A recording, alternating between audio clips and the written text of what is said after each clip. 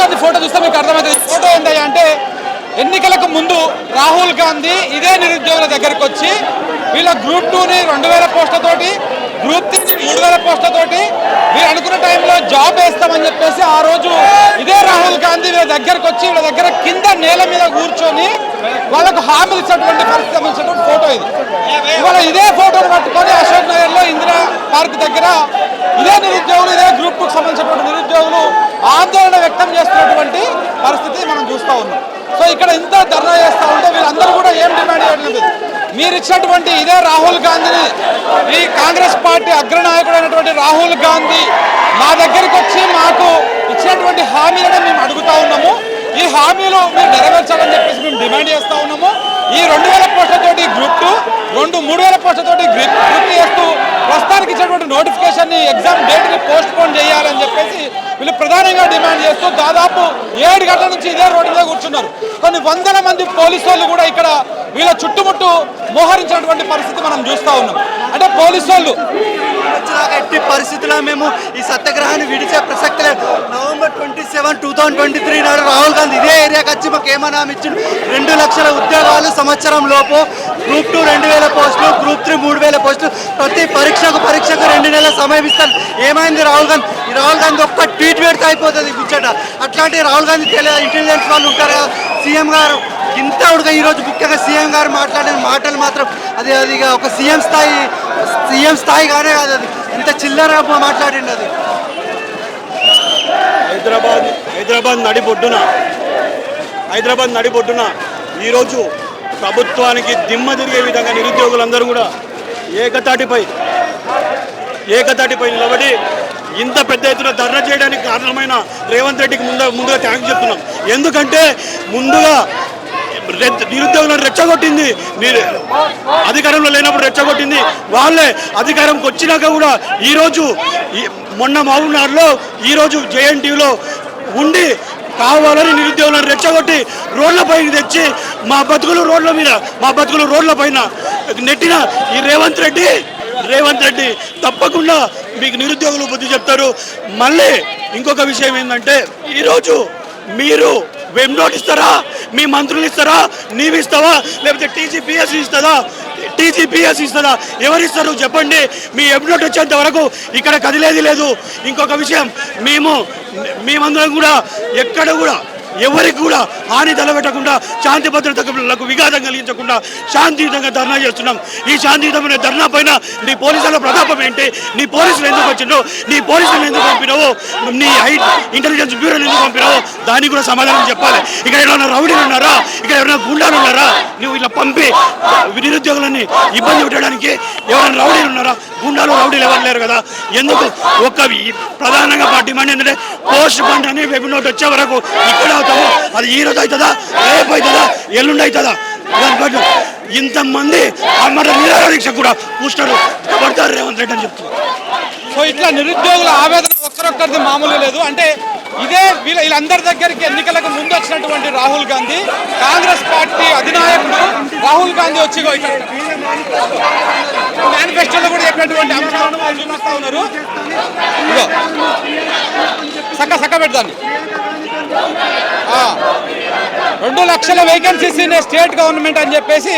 So ఇవన్నీ అప్పుడు వాళ్ళకి ఏదైతే ఎన్నికల హామీలో ఇచ్చినటువంటి హామీలనే వాళ్ళు గుర్తు చేస్తూ ఉన్నారు నిరుద్యోగులందరూ కూడా. రాహుల్ గాంధీ అప్పుడు వచ్చిపోయినటువంటి ఫోటో ఏదైతే ఉందో ఆ ఫోటోని పెట్టుకొని ప్లకార్డ్ లెక్క పట్టుకొని వాళ్ళు నిరసనని వ్యక్తం చేస్తున్నటువంటి పరిస్థితి కనబడతా ఉంది మిత్రులారా. సో కాబట్టి అంటే అప్పుడు మా ఓట్ల కోసం, మా తల్లిదండ్రుల ఓట్ల కోసం, మా బంధువుల ఓట్ల కోసం మీరు మా దగ్గరికి వచ్చి ఓట్లు వేయించుకోవడానికి మాకు హామీలు ఇచ్చారు. ఇవాళ మీ ప్రభుత్వం గద్దెనెక్కినాక 7 నెలల సమయం గడుస్తున్నా కానీ ఇప్పటిదాకా కనీసం ఎక్కడ కూడా మాట్లాడుతున్నటువంటి పరిస్థితి లేదు. మాట్లాడకపోగా ముఖ్యమంత్రి గారు మొన్న కొడంగల్లో ఇవాళ జేఎన్టీయూలో మాట్లాడుతూ మమ్మల్ని అందరినీ నిరుద్యోగులందరినీ కూడా కించపరిచే విధంగా మాట్లాడిండు అని చెప్పేసి వీళ్ళందరూ ఇవాళ అశోక్ నగర్ అర్ధరాత్రి అయినా కానీ రోడ్డు మీద నుంచి లేవకుండా నిరుద్యోగులందరూ కూర్చున్న పరిస్థితి. ఇంకొంతమంది మిత్రులు కూడా ఉన్నారు, వాళ్ళతో కూడా మాట్లాడే ప్రయత్నం చేద్దాం. చెప్పండి అన్న, వెబ్ నోట్ రాకుండా ఇక్కడే చచ్చిపోతాం మేము. కాంగ్రెస్ గవర్నమెంట్ ఏం చెప్పిందంటే స్టార్టింగ్లో గ్రూప్ 2 2000 వేస్తాం, గ్రూప్ 2 3000 వేస్తాం అని చెప్పారు.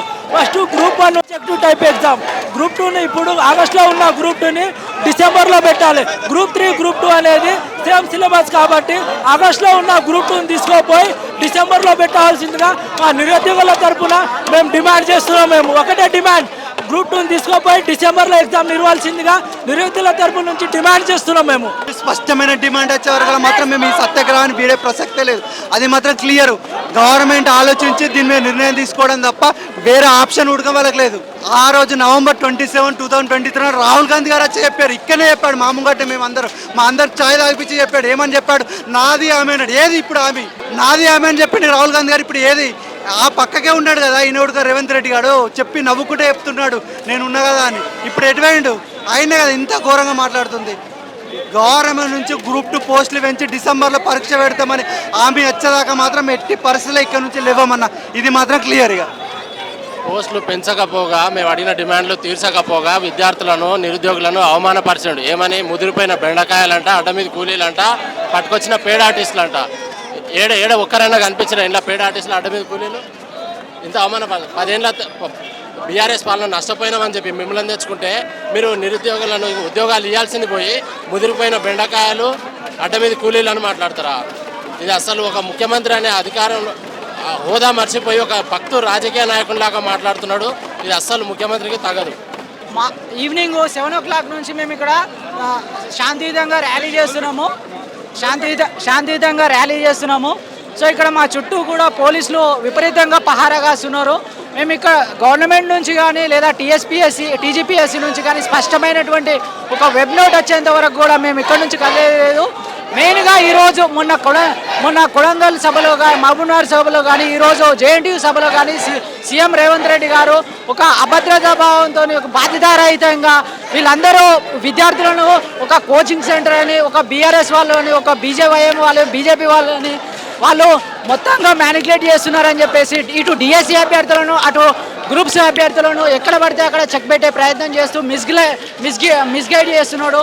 సో ఇదంతా అనేది కరెక్ట్ పద్ధతి కాదని మేము స్పందిస్తూ ఇక్కడ అశోక్ నగర్లో ఈవినింగ్ 7 o'clock నుంచి శాంతియుతంగా మేము గవర్నమెంట్ నుంచి స్పష్టమైనటువంటి స్పష్టత వచ్చేంత వరకు కూడా మాకు మెయిన్గా గ్రూప్ 2, గ్రూప్ 3 పోస్టులు పెంచి, గ్రూప్ 2 ఒక 2000 వరకు, గ్రూప్ 3 ఒక 3000 వరకు పెంచి మొత్తం టోటల్ 5000 మాకు డిసెంబర్లో ఎగ్జామ్ పెట్టాలని మేము కోరుకుంటున్నాం.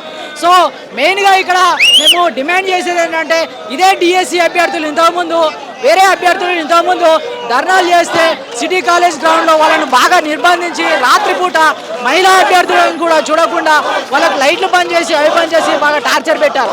సో ఇక్కడ మేము డిమాండ్ చేసేది ఏంటంటే, ఇక్కడ మెయిన్గా మా పోస్టులు పెంచి డిసెంబర్లో ఎగ్జామ్ పెట్టాలి. ఆల్రెడీ గవర్నమెంట్ మొండి వైఖరి వహిస్తూ డిఎస్సి హాల్ టికెట్లు రిలీజ్ చేసింది. సో ఇక్కడ గ్రూప్స్ అభ్యర్థులను కూడా అదే పనిలో చేసే విధంగా వాళ్ళు ఆలోచిస్తూ ఉన్నారు. మెయిన్గా ఇక్కడ కాంగ్రెస్ పెద్దలు ఉన్నటువంటి గవర్నమెంట్లో ఉన్నటువంటి మెయిన్ పెద్దలందరూ కూడా దీన్ని మిస్గైడ్ చేసే పరిస్థితుల్లో సీఎం గారికి మెసేజ్ అయ్యే విధంగా వాళ్ళు గైడ్ చేస్తూ ఉన్నారు. సో ఈ ముఖంగా మీడియా మిత్రులకు అందరికీ కూడా, ఇక్కడ వచ్చినటువంటి మీడియా మిత్రులకు అందరికీ కూడా మేము మా చేతులెత్తి దండం పెట్టి రిక్వెస్ట్ చేస్తూ ఉన్నాము. సో మీడియా వాళ్ళు దయచేసి మీడియా వాళ్ళు కూడా దీన్ని మిస్గైడ్ చేసే విధంగా చేయొద్దని మేము ప్రార్థిస్తున్నాము. సో మా డిమాండ్స్ ఏవైతే ఉన్నాయో మేము శాంతియుతంగా ఉన్నాం కాబట్టి, సో మీరు మీడియా మిత్రులు కూడా దయచేసి పోలీస్ వాళ్ళకి కూడా మేము రిక్వెస్ట్ చేస్తూ ఉన్నాం. మేము శాంతియుతంగా ఉన్నాం కాబట్టి మీరు కూడా మమ్మల్ని రెచ్చగొట్టద్దు. మేము శాంతియుతంగా ఉన్నాం కాబట్టి, సో మాకు వెబ్సైట్ నుంచి స్పష్టమైనటువంటి వెబ్ నోట్ వచ్చేంత వరకు కూడా మేము ఇక్కడ నుంచి కదలమని డిమాండ్ చేస్తూ ఉన్నాం. Thank you. ఒక్కసారి చూడండి, వాళ్ళు ఇచ్చింది డిఎస్సి ఎగ్జామ్ నాకు August 2 నాడు ఉంది మ్యాథ్స్. నేను August 7 నాడే గ్రూప్ 2 ఎగ్జామ్ ఎట్లా రాయగలుగుతా? 5 రోజుల సమయం నాకే. మిగతా వాళ్ళకి 5 తారీఖు ఉంది మా ఫ్రెండ్స్కి. వాళ్ళు ఒకటే రోజు తేడా ఎలా రాయగలుగుతారు? గ్రూప్ 2 సిలబస్ డిఎస్ సిలబస్ ఏమైనా సేమా? ఇలా ముఖ్యమంత్రి జేఎన్టీయూలో ఏమన్నాడు? మేము పరీక్ష మార్చలే, సిలబస్ మార్చలే కానీ ఒకదానికి మధ్యలో సిలబస్ చేంజ్ ఉంది కదా. మీరే చెప్పారు కదా, ఒక్క పరీక్షకి ఇంకో పరీక్ష కనీసం 2 నెలల సమయం ఇస్తున్నారు. 2 నెలలు కనబడుతుంది. ఇది కూడా ఫేక్ అంటారా? మేము అప్లై లేదంటారా? ఇది చూడండి, కనీసం ఇది కూడా ఫేక్. మోతిరాలు ఫేక్ అని చెప్పారు, మేము కూడా ఫేక్ అని చెప్తారా? ఒక్కటే మేము ఆలోచించేది, ఎట్లాగో డిఎస్సి కండక్ట్ చేస్తుంటారు కాబట్టి గ్రూప్ 2 అనేది పోస్టులు పెంచి డిసెంబర్లో కండక్ట్ చేయాలి. మాకు టైం ఇవ్వాలి. ఈ గ్రూప్ 2 డిఎస్సి వాళ్ళకు కూడా టైం ఇస్తే వాళ్ళు చదువుకుంటారు. కనీసం ఇప్పుడు ఇది అయిపోతేనే మొన్ననే SW 29 రాసినాం, DO 30 నాడే రాసినాం. ఇప్పుడు ఆగస్టు 2 నాడే ఇది రాయాల్సి వస్తుంది, ఆగస్టు 7 నాడు అది రాయాల్సి వస్తుంది. మళ్ళీ అక్టోబర్ 21 నాడు మెయిన్స్ రాయాలి. ఎక్కడ టైం ఉంటుంది? ఒకరికొకరిని సిలబస్ చేంజే కదా ఉంది. కాబట్టి ఎట్టి పరిస్థితుల్లో ఇది గ్రూప్ 2 గ్రూప్ 3 పోస్టులు పెంచి డిసెంబర్లో పరీక్ష పెట్టాలి. ఇదే మా ప్రధాన డిమాండ్.